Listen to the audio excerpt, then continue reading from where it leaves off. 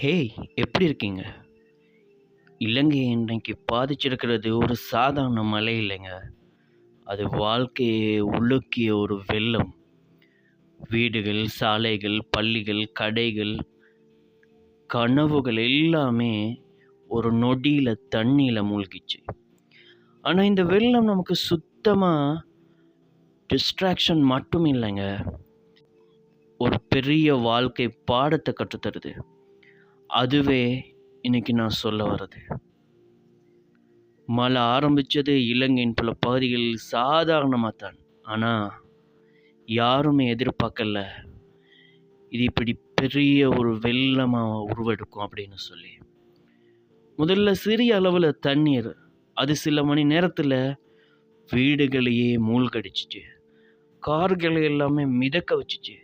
சாலைகளை காணாமல் ஆக்கிச்சு. மனிதர்களையே பயமுறுத்துச்சு. ஒரு அப்பா வீட்டுக்குள்ளே நிற்கிறாரு, தண்ணியை பார்த்து கதறாரு, நம்ம பிள்ளைங்க எங்கே போவாங்க அப்படிங்கிற மாதிரி. ஒரு அம்மா சமையல் மேசையில் இருக்கிற பாலை கூட எடுத்து வர்றதுக்கு முடியாமல் இருக்காங்க. இதெல்லாம் வெள்ளம் மட்டும் இல்லைங்க, உள்ளூரோட மனசையும் உடைச்ச சம்பவங்கள். வெள்ளம் ஒரு மனிதனோட வாழ்க்கையை நிறுத்தாது, ஆனால் அது எப்படி வாழ வேண்டும் என்பது புதுசாக எங்களுக்கு ஒரு லேர்னிங் செஷனாக கற்றுத்தரும். அந்த பேரழிவின் நடுவில் இருக்கு உண்மையான மனிதத்துவம்னா என்ன அப்படிங்கிறது. ஒரு அண்ணன் குட்டி பையனை தூக்கிட்டு காப்பாற்றுறதுக்காக இவ்வளோ பாடுபடுற இந்த சம்பவங்கள்.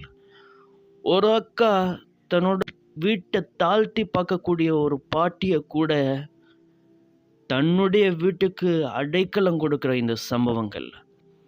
ஒரு இளைஞன் உயிர் ஆபத்தில் வச்சுட்டு தன்னோட மோட்டார் படகை பயன்படுத்தி மக்களை காப்பாற்ற இந்த சம்பவங்கள்.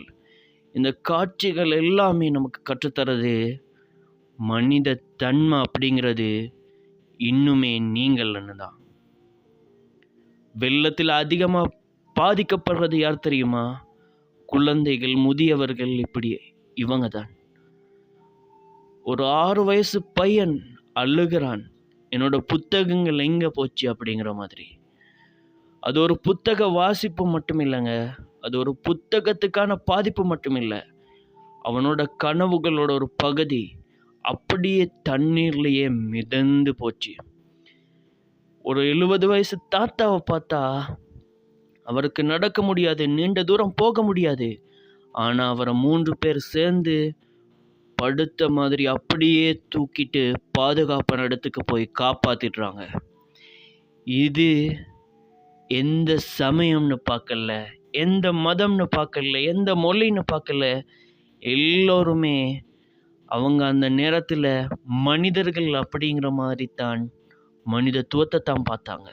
அதனால தான் அனைவர்களுமே காப்பாற்றுறதுக்காக சென்றாங்க. ஹியூமனிட்டி அப்படிங்கிறது இந்த நேரத்தில் வெளிப்படுத்தப்பட்டுச்சு. வெள்ளம் அடித்த போது ஒரு விஷயம் மட்டும் மக்களை ஒன்றிணைந்துச்சு, அதுதான் உயிரை காக்க வேண்டும் அப்படிங்கிறது. இலங்கையில் வடக்காக இருந்தாலும் சரி, தெற்காக இருந்தாலும் சரி, கிழக்காக இருந்தாலும் சரி, மேற்காக இருந்தாலும் சரி, எல்லா பகுதிகளில் இருந்துமே உதவிகள் வர ஆரம்பித்தது. யாரோ எங்கிருந்தோ எப்படியோ பணத்தை தானம் பண்ணாங்க. யாரோ எங்கிருந்தோ எப்படியோ உணவு கொடுத்தாங்க. யாரோ எங்கிருந்தோ எப்படியோ அவங்களுக்கு தேவையான அந்த ரெஸ்கியூ பண்ணுறதுக்கு தேவையான உபகரணங்களோட அந்த இடத்துக்கு வந்தாங்க. ஸ்ரீலங்கன் ஃபோர்ஸஸ் ஆகிக்கட்டும், யாராக இருந்தாலுமே அவங்களுக்கு அந்த உதவி தேவைப்படுது அப்படிங்கிற டைமில் உதவ கை கொடுத்தாங்க. யாரோ உயிரோடு இருக்கிறவங்க மௌனமாக இருந்து தன்னோட கடவுள்கிட்ட பிரார்த்தனை செஞ்சாங்க. ஒரு சிறிய கிராமத்தில் காலையிலேருந்து இரவு வரை உணவு போதும், தண்ணீர் வேணுமா அப்படின்னு அந்த ஒலிக்கிற அந்த குரல், ஒவ்வொரு குரலும் வெள்ளத்துக்கு எதிரான மனித வெற்றியின் சத்தமாக தான் பார்க்கப்பட்டுச்சு. வெள்ளம் போயிட்டா அப்படின்னு பார்த்தா இப்போ சுமூகமான நிலையை நோக்கி இலங்கை மக்கள் நகர்ந்து கொண்டிருக்கிறாங்க. அதோட நேசமே போயிடாது. வெள்ளம் போயிட்டா அதோட சேர்ந்து நேசமே போயிடாது. தண்ணி வடியும் போது மக்கள் மெதுவாக வெளியே வர ஆரம்பித்தாங்க. சேதமான சுவர்கள், நனைந்த புத்தகங்கள், உடைந்து போன மரச்சாமான்கள் எல்லாமே, நிறம் மாறி நாற்றம் வீசும் தரை, எல்லாமே பார்க்குறதுக்கு எங்களை கண்ணீர் சிந்த வச்சுச்சு. ஆனால் இந்த எல்லாத்தையும் பார்த்து யாரும் மனசுடையலைங்க. அவங்க சொல்கிற எல்லாமே எங்களோட வீடு, சொத்து, செல்வங்கள் எல்லாமே உடைஞ்சிருக்கலாம், ஆனால் நான் உடைஞ்சேன்னு அவங்க யாருமே சொல்லலை. இதுதான் ஸ்ரீலங்கன் பீப்புளோட தைரியம். அவங்க மீண்டும் சுத்தம் பண்ண ஆரம்பிக்கிறாங்க. மீண்டும் அவங்க இழந்ததெல்லாம் தேடுறதுக்கு ஆரம்பிக்கிறாங்க. மீண்டும் கட்ட ஆரம்பிக்கிறாங்க. மீண்டும் வாழ ஆரம்பிக்கிறாங்க. இதில் எங்களுக்கு கிடைக்கக்கூடிய லைஃப் லெசன் என்ன? இந்த வெள்ளம் நமக்கு கற்றுத்தந்த பாடம் என்னன்னு சொன்னால், வாழ்க்கை ஒரு நொடியில் மாறும். நீங்கள் ஏதாவது பெருமைப்பட்டாலும் இயற்கையின் முன் மனிதர்கள் சிறியவர்கள் தான். மனித தன்மையே உண்மையான செல்வம் அப்படிங்கிறது இந்த இயற்கை எங்களுக்கு கற்றுத்தந்த பாடம். நீங்கள் வச்சிருக்கிற பொருட்கள் நெருக்கடி நேரத்தில் உங்களுக்கு காப்பாற்ற கை கொடுத்துச்சா அப்படிங்கிறத நீங்கள் சிந்திச்சு பார்க்கணும். ஆனால் மனிதர்கள் என்றைக்குமே மனிதத்துவத்தை விட்டு கொடுக்க மாட்டாங்க. நமக்கு இருக்கும் பிறருக்கு தரணும். நீங்கள் இன்று சேஃபாக இருக்கீங்களா? அது உங்கள் அதிர்ஷ்டம்.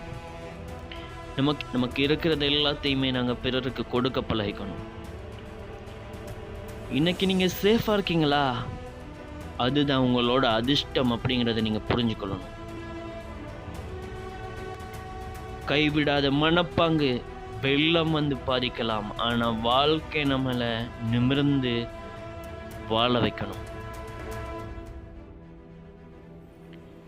இதுல எங்களுக்கு கிடைக்கக்கூடிய லைஃப் லெசன் என்ன அப்படின்னா, மனிதத்துவம் அப்படிங்கிறது எங்களுக்குள்ள ஆழ் மனத்தில் பதிஞ்சிருக்கக்கூடிய ஒரு உண்மையான சக்தி.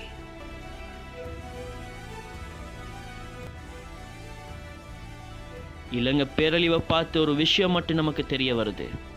தண்ணி நம்ம வீடுகளை மூழ்க வைக்கலாம், ஆனால் நம்ம மனசை இல்லை. மழை நமக்கு நெருக்கடி தரலாம், ஆனால் நமக்கு உள்ள தைரியம், ஒன்றிணைவு, மனித தன்மை, அது எந்த வெள்ளம் வந்தாலும் அதை மட்டும் கழுவிட்டு போக முடியாது. இந்த தைரியமும் ஒன்றிணைவும் மனித தன்மையும் தான் மனிதன் உயிர் வாழ்கிற காலம் எல்லாமே நிலைச்சிருக்கும். இன்று நீங்கள் இதை பார்த்துருக்கீங்களா? ஒரு சிறிய உதவி கூட ஒரு உயிரை காப்பாற்றும். அது ஒரு உணவு பேக்காக இருக்கலாம், அல்லது ஒரு என்கரேஜிங் மெசேஜாக இருக்கலாம்.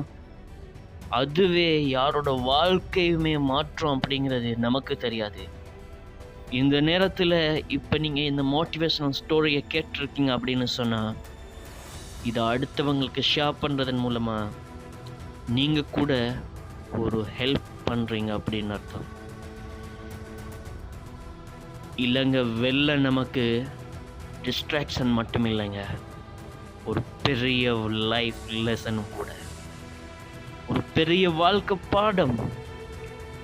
வாழ்க்கை எது இருந்தாலும் நீங்கள் மீண்டும் எழுந்து நிற்க முடியும் அப்படிங்கிற நம்பிக்கை உங்களுக்குள்ளே இருந்துட்டா, நீங்கள் வாழ்க்கையில் எந்த சந்தர்ப்பத்திலையும் வெற்றி அப்படிங்கிறத உங்கள் கையிலிருந்து இழக்க மாட்டீங்க அப்படிங்கிறத மைண்டில் வச்சுக்கோங்க. இந்த பாதிப்புக்குள்ளான ஸ்ரீலங்கா இப்போ நல்ல நிலைமையை நோக்கி திரும்பிட்டு இருக்கு. எந்த அளவுக்குன்னு சொன்னால், ஹெல்பிங் பீப்புள் ஸ்ரீலங்காவில் இப்போ தான் வெளியே வர தொடங்கியிருக்காங்கன்னே சொல்லணும். அந்த அளவுக்கு மக்களுக்காக வேண்டி, இந்த மனிதத்துவத்துக்காக வேண்டி, அவங்களோட உணவாக இருக்கலாம், உறைவில் இருக்கலாம், எல்லாத்தையுமே ஹெல்ப் பண்ணிட்டு இருக்காங்க. இப்போ தான் உண்மையான ஹெல்பிங் பீப்புளாக யார் அப்படிங்கிறது மக்களுக்கே தெரிய வருது. இந்த சந்தர்ப்பத்தில் வெள்ளத்தில் பாதிக்கப்பட்ட டைமில் இந்த பெற்றோர் தங்களோட பிள்ளைகளை பாதுகாக்கணும் அப்படிங்கிற அந்த மனிதத்துவம், அந்த பாசம், நேசம் எல்லாமே மக்களுக்கு மிக தெளிவாக வெளிப்படுத்தப்பட்டுச்சு. அந்த நேரத்தில் விளங்கியிருக்கும் உண்மையான பாசம்னா என்ன அப்படிங்கிறது.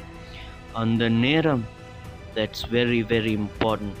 எனவே இந்த வீடியோவை பார்த்துட்டு இருக்கிற நீங்கள் எந்த மூலையில் இருந்தாலும் ஸ்ரீலங்காவோட லைஃப் லெசனாக எடுத்து இதுக்கு பின்னால் வரக்கூடிய நாட்களை எந்த சந்தர்ப்பத்திலையுமே உங்களுக்கு என்னதான் ஏற்பட்டாலும் திரும்பவும் நாங்கள் எழுந்து வருவோம்னு ஸ்ரீலங்கன் பீப்புள் கூடுற மாதிரி எழுந்து வருவோம்.